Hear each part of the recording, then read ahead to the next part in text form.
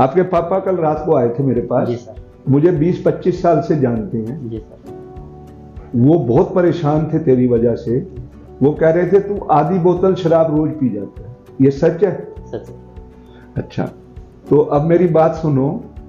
मैं आज जो वीडियो बना रहा हूं वो नरेश जी को दिखाने के लिए नहीं, मैं उस सारी जनरेशन के लिए जो शराब डेली पीते हैं और धीरे धीरे उनकी लिमिट बढ़ती जाती है, उसका असर सिर्फ उनके शरीर पे ही नहीं पड़ता, उसका असर उनके पूरे परिवार पे पड़ता है। माँ बाप, बीवी, बच्चे, सब पे पड़ता है। मैं ये समझाऊंगा कैसे पड़ता है। जरूरत से ज्यादा शराब पीने से और डेली शराब पीने से हमारा जो लीवर है उस पे असर पड़ता है और धीरे धीरे किडनी पे भी असर पड़ जाता है। ये तो हो गई शरीर की बात। जो ज्यादा शराब पीते हैं लेटर स्टेजेस में उनके लीवर को एक बीमारी हो जाती है जिसे हम बोलते हैं सिरोसिस ऑफ लीवर। यह बीमारी बहुत भयंकर बीमारी है जिसके लिए हम एक टेस्ट कराते हैं, फाइब्रोस्कैन। वो बताता है लीवर डैमेज कितना है।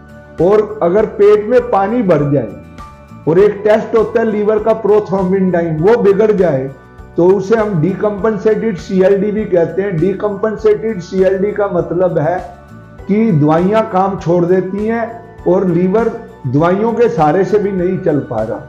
ऐसे में कई बार लीवर ट्रांसप्लांट भी कराना पड़ जाता है, जो कि 30 से 70 लाख के बीच का खर्चा है इंडिया में। यह इंडिया के बहुत कम परसेंटेज अफोर्ड कर पाते हैं।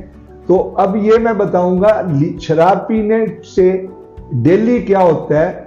आदमी का नर्व पे, दिमाग पे भी बहुत असर पड़ता है। लीवरों पे नहीं सिर्फ पड़ता, किडनी पे सिर्फ नहीं पड़ता, किडनी में लेटर स्टेज में पड़ता है जब वो आदमी का यूरिया क्रिएटिनिन बढ़ जाता है। इसे हिपेटोरीनल फेलियर बोलते हैं कि लीवर खराब हो गया और किडनी भी हो गई तो एडमिट होना पड़ता है और जान बचना भी मुश्किल हो जाता है। कई बारी शराबी जो होता है उसे सीएलडी होता है, सिरोसिस ऑफ लीवर, तो एक अमोनिया टेस्ट कराएं, वो बढ़ा हुआ आता है। ऐसे मरीज अक्सर बेहोशी की हालत में अस्पताल में आते हैं। शुरू में ये चीजें नहीं होती, ये लास्ट स्टेज में ये डराने वाली बातें छुड़ाने के लिए। लेकिन शुरू में आदमी का दिमाग की नसों पे जोर पड़ता है।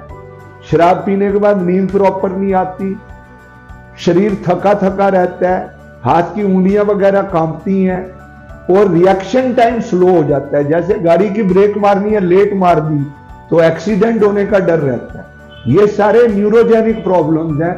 24 घंटे थका रहता है आदमी। जो आदमी बहुत अच्छे स्वभाव का होता है, लेटर ऑन शराब पीते हुए वो गुस्सैल बन जाता है। वो अपने माँ बाप से भी लड़ता है, बीवी से भी लड़ता है और जो भी व्यापार कर रहा है या नौकरी कर रहा है वहां भी चिड़चिड़ा रहता है। तो बेसिकली उसकी पर्सनैलिटी डाउन हो जाती है। फिर उसका इकोनॉमिक फॉल डाउन होता है, कमाने की क्षमता कम हो जाती है। जब उसे लीवर की ज्यादा तकलीफ होती है, उल्टियां लगती हैं, पेट दर्द होता है, तो कई बार वो पैंक्रियाटाइटिस से एडमिट होता है। और पैंक्रियाटाइटिस एक ऐसी बीमारी है जिसमें 2 दिन से लेकर 25-30 दिन भी रहना पड़ सकता है अस्पताल में। और पैंक्रियाटाइटिस ज्यादा बिगड़ा हुआ हो तो जान भी जा सकती है। अभी मेरे पास एक ओम प्रकाश जी पेशेंट थे, उनको नेक्रोटाइजिंग पैंक्रियाटाइटिस था। सीटी स्कैन में उनका 80% पैंक्रियाज नेक्रोज हो गया था। वो 5-7 लाख रुपया खर्च के 1-2 अस्पताल में घूम के उनकी डेथ हो गई। अब उनके परिवार बच्चों का क्या होगा? पहले तो जितना उन्होंने कमाया था, मैं मिडिल क्लास एरिया में काम करता हूं, तो जितना बजट होता है, घर वाले पहले प्राइवेट अस्पताल लाते हैं 2 बार 3 बार 4 बार। हर बार छुट्टी होने पे, ठीक होने पे शराबी आदमी बोलता है कि मैं दोबारा नहीं पीऊंगा, डॉक्टर साहब मैं प्रॉमिस करता हूं। लेकिन वो फिर 2-3 महीने बाद आ जाते हैं। 4-5 बार 10 बार घर वाले प्राइवेट अस्पताल लाते हैं। जब बजट खत्म हो जाता है सरकारी ले जाती है।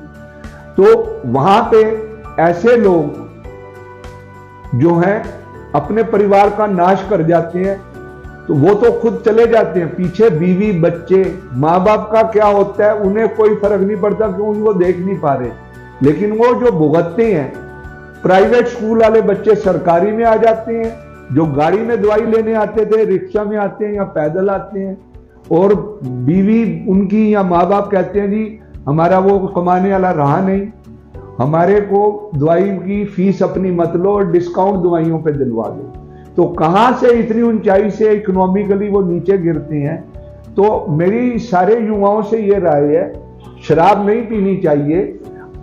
जब मैं 55 साल का था, आज से 12 साल पहले मैं भी शराब पीता था। मेरा वजन 107 किलो था। तब मुझे लगा शराब पीना सेहत के लिए बहुत हानिकारक है और मैं आगे कैरियर परस्यू नहीं कर पाऊंगा और मेरे को अपनी रिटायर होना पड़ेगा। मैंने घर में भी बोला रिटायर होने पड़ेगा। फिर मैंने टेस्ट कराया तो मुझे शुगर 180 आई। तब मैंने सोचा कि क्यों रिटायर हूं, डॉक्टर होने का फायदा क्या मुझे, किन सपनों से मैं पैदा हुआ था। उस दिन से मैंने शराब छोड़ दी। 2 घंटे रोज जिम करता हूं। मेरा वजन 107 किलो से 80 किलो हो गया। जो कमर मेरी कमरा थी 144 इंच, अब वो 34 इंच हो गई है। तो इस तरह रोज 1-2 घंटा जिम या एक्सरसाइज करो, शराब मत पियो, डाइट कंट्रोल रखो, तो तुम 66 साल की उम्र में मेरी तरह तुम भी 40 साल की उम्र का काम कर सकते हो। पहले मेरा वर्किंग आवर 10 घंटे थे, अब 66 साल में मैं बूढ़ा हो गया, इसलिए मैंने वर्किंग आवर बढ़ा के 12 कर दिया। It is all because of leaving alcohol and doing exercises. मेरे दोनों बच्चे इसी अस्पताल में अब मेरे साथ काम कर रहे हैं, दोनों बेटियां हैं। मैं अपने आप को आमिर खान दंगल फिल्म का समझता हूं, लेकिन